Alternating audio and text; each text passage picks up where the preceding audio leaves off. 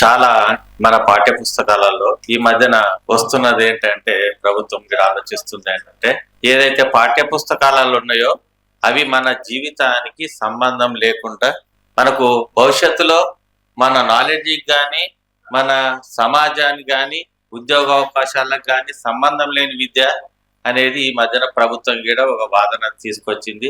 వాటిని కూడా మార్చాలి, కొత్త కొత్త కోర్సులు కూడా పెట్టాలని చెప్పేసి ప్రభుత్వం ప్రకటించింది ఈ మధ్యన. అయితే భారత రాజ్యాంగానికి సంబంధించి అయితే మన దగ్గర అంతా చైతన్యం కాలేదు. ఉద్యమ సంస్థలు చాలా ఉన్నాయి మనకి, కానీ ప్రాబ్లమ్స్ కూడా చాలా ఉన్నాయి మన దగ్గర. ప్రభుత్వం పాఠ్య పుస్తకాలలో పెట్టాలని డిమాండ్ అంజన్న గారు కొత్తగా తీసుకురావడం మన అభినందనీయం. ఇది ఏదంటే చాలా సమస్యలు కూడా ప్రజలకు తెలియకపోవడం వల్ల తప్పులు చేయడం కూడా జరుగుతుంది. చాలా మంది అట్రాసిటీ కేసులు ఉన్నాయి. అసలు అట్రాసిటీ కేసు పెట్టేవానికే తెలియదు, ఇది ఎందుకు పెడుతున్నాం, ఎవరి మీద పెడుతున్నాం, మళ్ళీ ఎట్లా ముగుస్తుంది అనేది. పెట్టించుకునే వాళ్ళకి కూడా ఒకరి దగ్గరికి పోతే ఏమేమి హక్కులు ఉన్నాయి వాళ్ళకు, వాళ్ళు మన మీద ఏ విధంగా మనను కౌంటర్ చేయగలడు అనేది ప్రజలకు తెలియదు. అంటే ఇవి ఇప్పుడైతే ప్రజలకు తమ హక్కులను బాధ్యతలను భారత రాజ్యాంగంలో ప్రజలకు కల్పించిన అవకాశాలు తెలుస్తాయో అప్పుడు కూడా కొన్ని ఆవేశపూరితమైనవి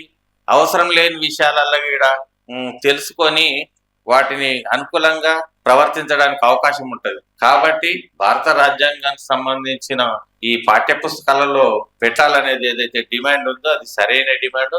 మేము తెలంగాణ మాజీ సంక్షేమ సంఘం తరపున అన్నగారికి పూర్తి మద్దతు ప్రకటిస్తున్నాం.